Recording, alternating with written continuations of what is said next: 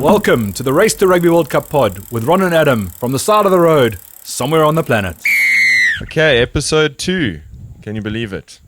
The Race to Rugby World Cup is on.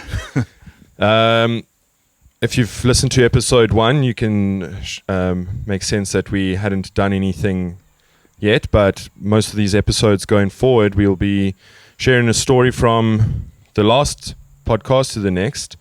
We've cycled roughly 120 kilometers at this point where we're sitting.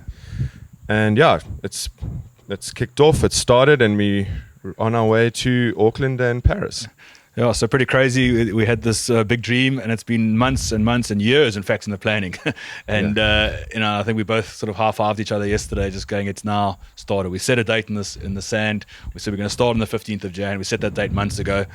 And there was so many reasons, whether it was lack of sponsors or COVID or injury or whatever it was, to delay the start. And I think we're both just so relieved now that we're actually on the road, and the weight off our shoulders of all the planning, and just now it's about execution. It was hell of exciting. Lots of friends and family pulled in. Yeah. We went we went to a local watering hole, Vasco da Gama's, and had 5 too many beers, but that's the start of the trip. Get the jitters out of there. That was the night before we started, just to be clear. Yeah, just to be clear, yeah. Night before we started. And then, we met at about 6:30 at Greenpoint Stadium, DHL Stadium. And we had Ron's mate, Dan Nicol, meet us there. And your other friend, Matthew Pierce. Yeah. And about, how many? 60, 70 cool, friends and family that got on their bikes. Some on an old 1970 ice cream bicycle, and some on their brand new e-bikes. So all were welcome, and it was a good send-off. No, I mean, and for me, it was obviously quite nostalgic. When I did my first trip in 2013, cycling to the World Cup in England, left from exactly the same spot, and 4 or 5 or 6 of the same mates that joined me on that day 8 years ago were there. Matt Pierce, as I say, he saw me off in 2013. He was there yesterday. So very nostalgic. And the massive difference, having a partner this time, and also just kind of having the quiet confidence of knowing that we've kind of done everything we can to prepare for this trip. And it really is up to us. And we've dreamt up this audacious thing, and knowing that we're both fully in and giving ourselves every chance to finish it. Yeah. So cool. So about the route from kilometer 0 to 120. Yesterday we kept it real light. We wanted friends and family, kids of all ages to join. We kicked off from Cape Town, DHL Stadium, and we headed towards Khayelitsha, which is a well-known township in South Africa. Unfortunately, some for the wrong reasons, but going through there yesterday, it was actually amazing to see the community and the people waving and cheering us on, and understanding that there's not just negativity, and sometimes the media can spin up the wrong stories. We met some amazing people, and we entered into the Velakaya Life Cycling Academy, where we handed over some bikes. So off the first 30 kilometers of our trip, we did something great. 6 kids or 6 young people, the bikes will be donated to Velakaya.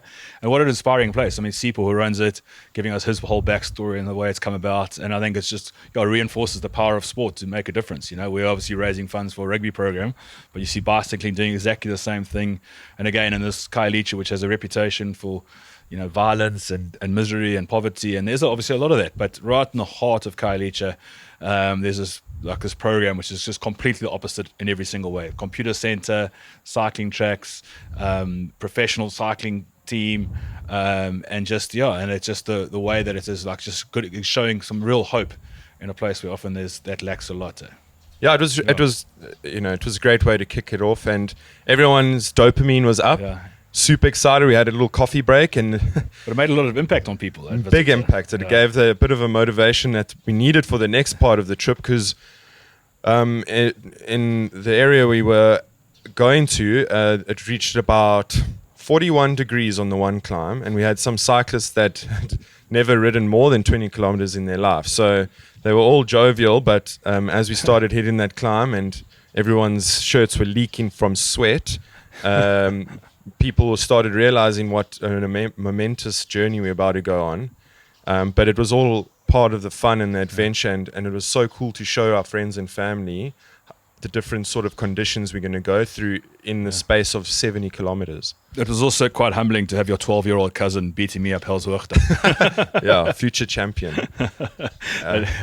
But that Hellshoogte, which is a big climb between Stellenbosch and Franschhoek, for those of you who don't know the area, and again, it was exactly the same mountain. It almost broke me on year one. But yeah, 41 degrees going up there. It really did split the field. But I think that sense of accomplishment that people had when they got to Plaisir on the other side, the beer tastes so much sweeter when you've achieved something. And I think for a lot of people, you can just see by the people lying on the grass all afternoon that it took a lot out of them. But yeah, as you say, a great way for people to get a taste of what we're in for. Yeah, so cool. And yeah, we finished off at the Plaisir, and we were quite exhausted. We had a good night's sleep. We stayed in a farm cottage, so no camping just yet. Soft linen, a nice warm shower. Yeah. But we left this morning, and finally, without being rude to our friends and family, we were kind of alone, and we had time to think and just work out what we're about to take on for the next 600 days. And yeah, we pedaled our way through a few small towns, saw a couple grapes along the way. We saw a whole lot of birds of prey for some strange reason. There was like 5 or 6 that we saw on the way in. Old rugby fields. Yeah, and we made our way to where we are right now. Oh. And yeah, Rana, if you want to do the honors and introduce our guest, our unique character of rugby, and we'll have an interview and go from there. Yeah, so day 2, and I think day 1 was absolutely magical, but as you say, it really is not an example of what it's going to be like for the next 599 days. We woke up this morning, also a bit of drizzle and a bit of mist, which was much needed, and heading for Riebeeck Kasteel. And our first guest on the road, Mr. Pieter du Toit. Thank you. It's nice to have you, and luckily so far it's going quite well. If I heard from you, yeah. Well, Peter, I mean, I always talk about on these journeys. People say, "What was it like crossing those mountains?" or "What was it like visiting those beaches?" or seeing this amazing sights. And I go, "It was fantastic," but it's always the people that you meet, and wherever you go on a bicycle, the goodness of the human spirit and the goodness of people just becomes overwhelming. And we've been on the road a day and a half, and we've already had Mr. du Toit treating us to breakfast. So it continues. No, it's fantastic to have you on Kloovenburg, and I take my hat off for you for the next 599 days. And like I was making a joke to you, if you need my support, I will come with my TW motorbike, but definitely not with a bicycle. Not with a bicycle. But Peter, be careful. We take up every offer we get. So if you get a phone call in 2 days' time and it's 46 degrees near Clan William. But then I will say I have COVID. Okay, that's brutally honest. Well, this is the first time we've actually met, but I know we shared a stadium together in Tokyo back at the end of 2019. Some and obviously some fantastic memories. Yeah, no, it's fantastic memories. I'd enjoyed that whole trip. The World Cup in Japan, I think it was one of the best I ever and I will see, because it was so clean, and the Japanese people were so politely always to help the European people. They're throwing all their papers around and they pick it up. And when I was coming back, and I say, if South Africa only can learn a little bit of things from the Japanese, how polite they is, how clean their land is, and forget about the rugby, but about the whole land. They have some rules, and they stay at the rules. And yeah, I think we can learn a lot from them. But it's just the most remarkably respectful people in the world. I mean, it's just you've traveled a lot. I'm lucky enough to have traveled a lot, but I mean, I think that's the impression that people from South Africa, from the UK, for everybody that visited Japan, particularly for the first time, they just came back and spoke about the goodness of the people there and the respectful people they have for visitors and themselves and their country. Yeah, no, definitely. I still remember the first game that we was looking at I think it was in New Zealand, who was playing, and on the stadium, all the European people, they was drinking the beers and they leave their chips papers around there, and afterwards the Japanese was coming cleaner, and there was no getting paid. Yeah. And it is all graduated people, it's doctors and everything. Yes. They don't mind. They just want to keep their land, and they proud on what they are and what they want to be. Yeah, and sometimes you wonder what they're thinking, when Yeah. they see people just leaving rubbish on the seats at the I think we are stadiums. mad. That was I thinking. But Peter, I think first for a little bit of context, we got straight into it. If we can just, we're obviously here at your beautiful home on your farm here just outside Riebeeck Kasteel. I know your website and your is very, very, because it explains the whole story, but perhaps if you can just give us a few minutes about talking about the farm and your history here as a family, and we can take it from there. Yeah, everybody was. A lot of my friends. I'm blessed with a lot of friends. They're coming from all over overseas and Johannesburg, and every time they're coming on the farm, they say, "Yes, but you're staying at a nice place and everything." And the day when they're leaving, then I was saying to myself, "Do you know, we stay at a fantastic place?" And sometimes you don't see it, but we're staying on the whole Riebeeck Valley. We're staying on a fantastic small piece. Especially, I'll say, it's a special place, Riebeeck Kasteel. My two grandfathers had bought the farm for my dad in 1956, and my dad was mostly a wine farmer, and he never make wine on a farm. The ex-owner had closed the cellar on the farm in 1952, and then I joined my dad in 1986, and then from there on we was farming 2 years together, and then he was one day just say to me, "Here's the keys of the farm. I live in two Hermanus." I was shocked. I was really shocked, and he really threw me in a deep side. Yeah. And I was 24 years old. Oh wow! And he just said to me, "Go for it." And it was, sometimes you must throw somebody into the deep side to swim. And we had really had struggle. And at the end of the day, we had worked very, very hard. And today I can say, yes, we had built up a successful business so far. And that is one reason why I'm blessed with the 4 boys. And every year we had the Olive Festival here, which is now 20 years every year on the farm. And from the beginning, I tried to learn them to work. You must work for your money. You must do something. If you want to be an entrepreneur, you must do something. Something will not come to you. So you must think out of the box. And with all respect, I think we had succeeded with one of that things to learn the boys. And what did you, when you took over the farm at 24 years of age, you'd been working on it for 2 years with your father, is that right? And I was working 2 years together, yes, yeah. Yeah, and then in terms of in terms of like the business side, and obviously, I mean, a wine farm and an olive farm comes with a lot of complexity. There's obviously the knowledge about farming itself. I was at university for a few years, but then my dad was telling me, okay, I think it's time to come to the farm. I was for 2 years on university. I didn't finish, but Whereabouts? At Stellenbosch? At Stellenbosch, Okay. yeah. Well, you're saying like an agricultural degree? Agriculturing, yes, Yeah. BSc agriculturing, yeah. But you learn very, very fast if you're working for yourself. Yeah. Definitely. Yeah, it's the best education in the world. Very, very, very fast. And talking about olives, I mean, I was very naive. You Yeah. think of the Swartland and the Western Cape as being all about grapes. Yeah. Did you start olives on the farm? My grandfather first planted it. This is the last year when he was on the farm, he had planted the olives. Okay.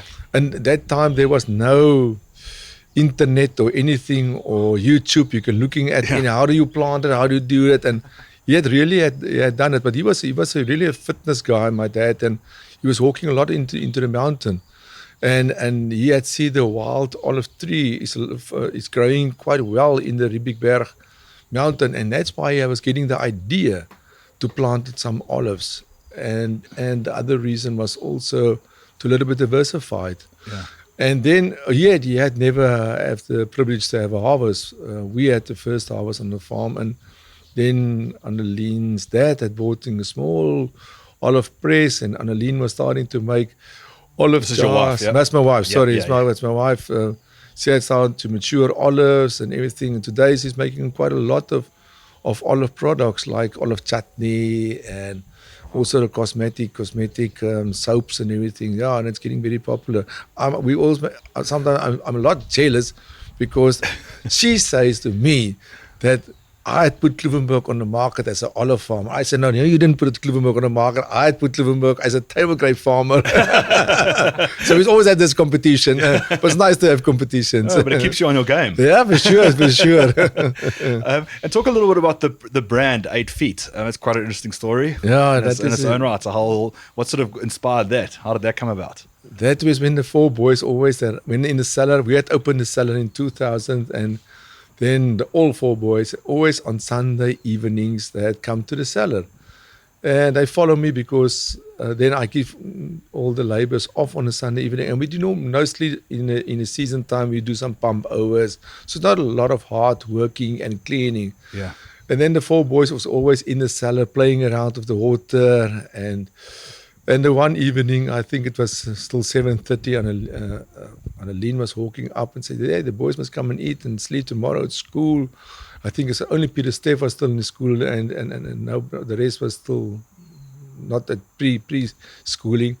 And Pieter-Steph told to me, but he want to make his own wine.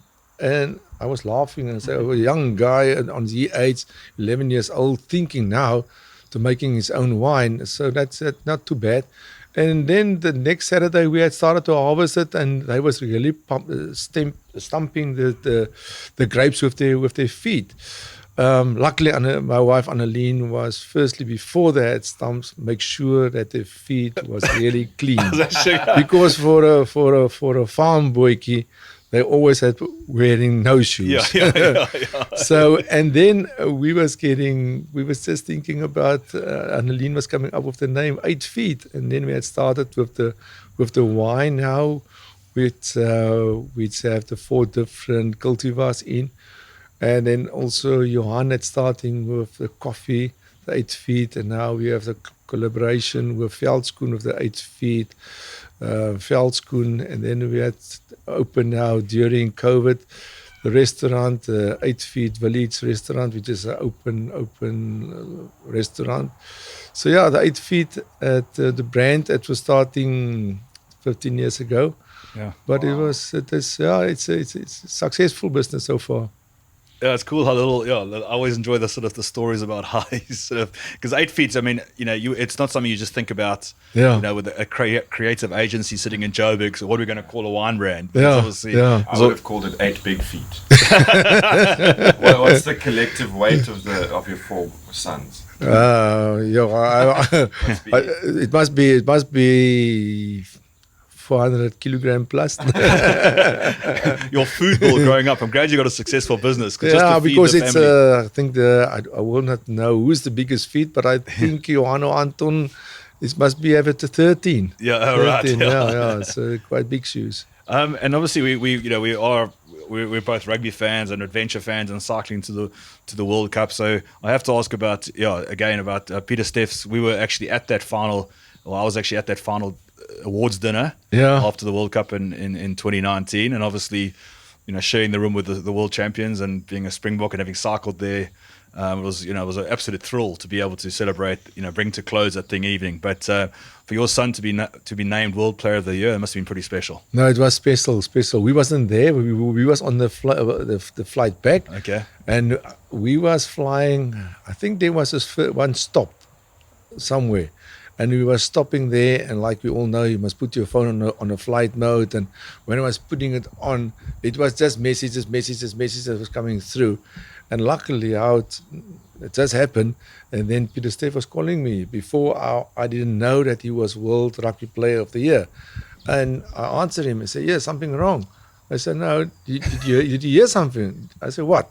Is there something wrong? He said, no, I was World Rugby Player of the Year. I must say, congratulations. And yeah, that was a big, I think, for Pieter-Steph, who was working very, very hard as a young child, and he had so many injuries, and he's a very committed guy. Yeah. If he put his head on something, he will make it. So, and I still remember when he was a young guy, he was laying around here in the evening on a Saturday, on a Friday, and like he always saying, we was playing rugby here, and he was always say to me, you want to be a rugby player and a Springbok rugby player, because also his grandfather was a well-known rugby player. Yeah, so it's very much in the family, and that's interesting. I was going to ask. That was my next question. Was it something that he always? He was always these dreams. You want to be a Springbok rugby player. Yeah.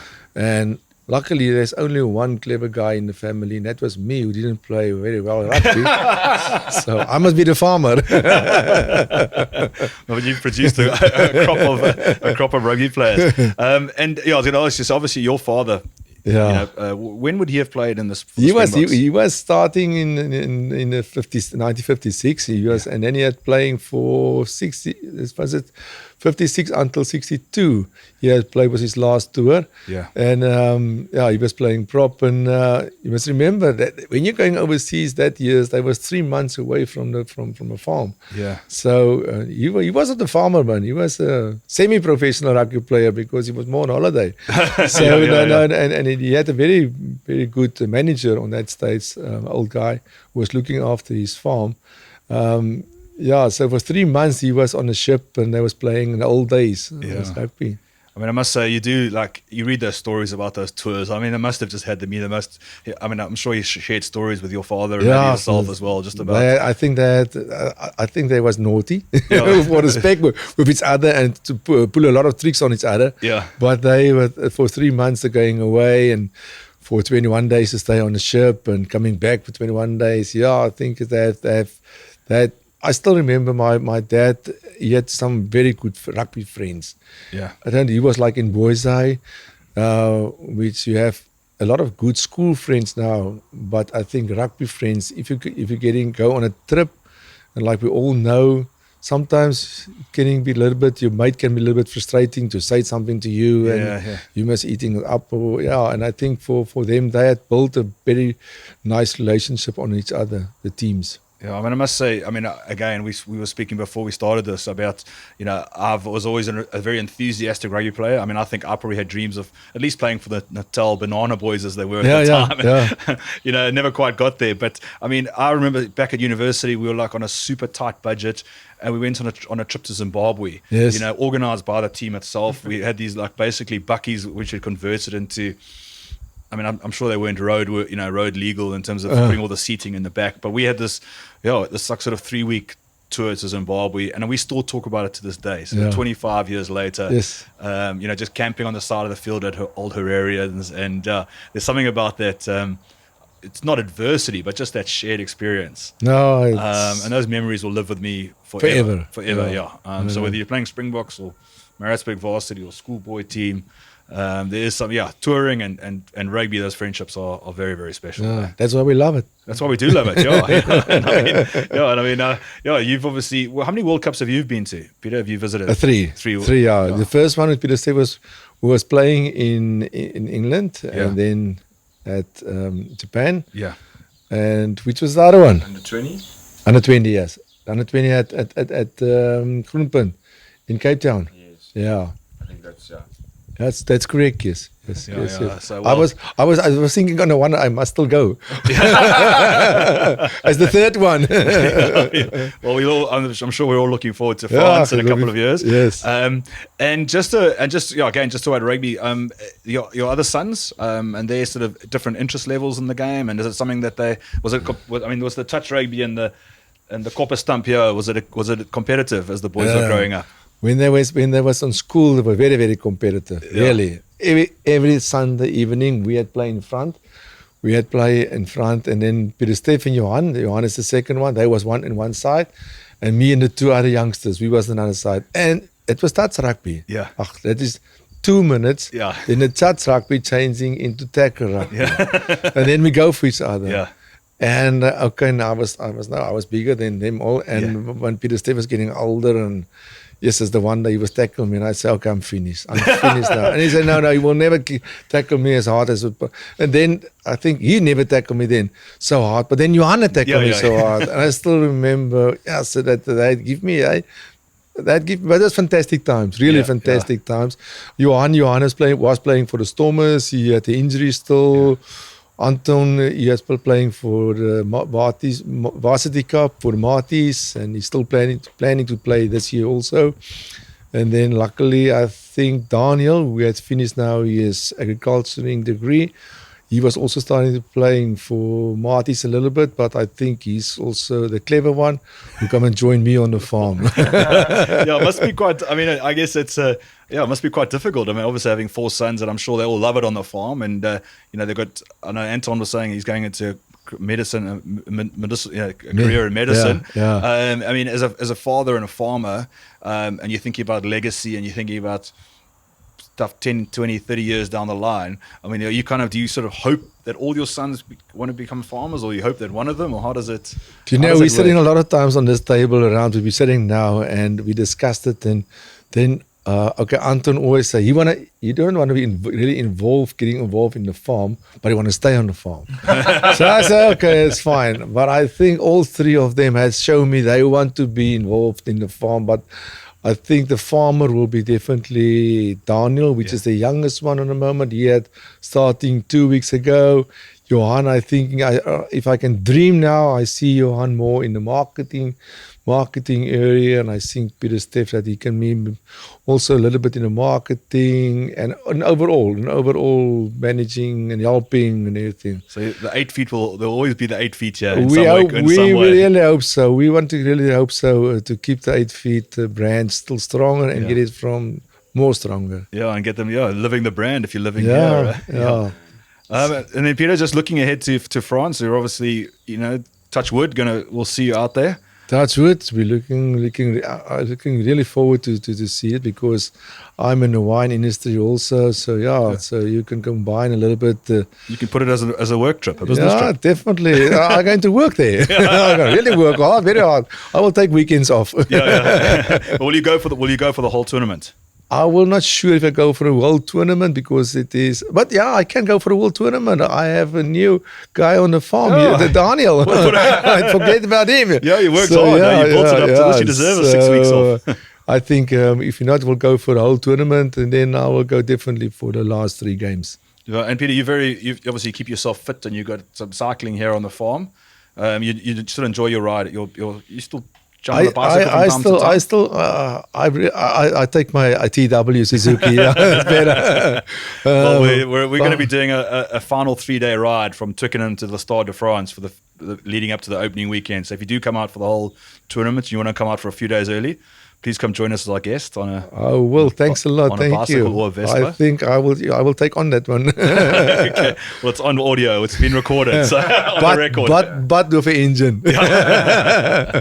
That'd be good. All right, Pieter. Thank you so much. I mean, it's what a privilege to meet you. And so, having read the story of the farm and now be able to come and see it, it's a fantastic story. And I mean, as I say, we're on our 2nd day of our trip, and we're already meeting super cool, interesting people, and thank you so much, and thank you for your generosity of sort of connecting us with your friends and people in the Northern Cape and further up here, and we're definitely going to take you up on it. No, fantastic, and I really my dreams is that you will be safe, the most important thing, and that nothing will happen to you, and that you're really making a big success. And I think if I can see in your 2 faces, you will make it, and you will make it and enjoy it. That is the most important thing in life, to enjoy it.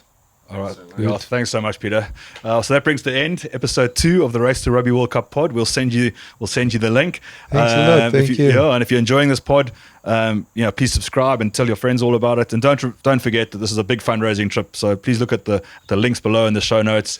And if you feel inspired, please go and make a contribution to our fundraising efforts. Thank you very much. Thanks a lot. Thank you, Pieter. Great to meet you. Thank you. Bye, Donkey.